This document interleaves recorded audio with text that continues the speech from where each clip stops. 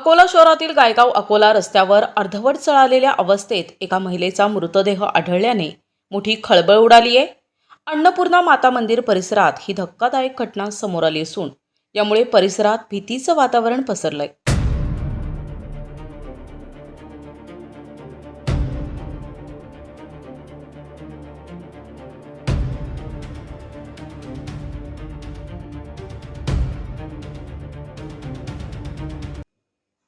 घटनेची माहिती मिळताच डाबकी रोड पोलिसांनी तात्काळ घटनास्थळी धाव घेत तपास सुरू केला। प्राथमिक तपासात हा मृतदेह अंदाजे 50 वर्षीय वयोगटातील महिलाचा असल्याचे समोर आले आहे। मृतदेह जळालेल्या अवस्थेत आढळल्यामुळे या प्रकरणात घातपाताची शक्यता घटनास्थळी वर्तवली जात होती।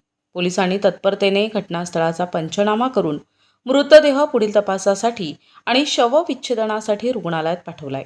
दरम्यान संबंधित महिलेची ओळख पटविण्यासह तिच्या मृत्यूमागील नेमके कारण शोधण्याचं काम पोलिसांकडून युद्ध पातळीवर सुरू आहे।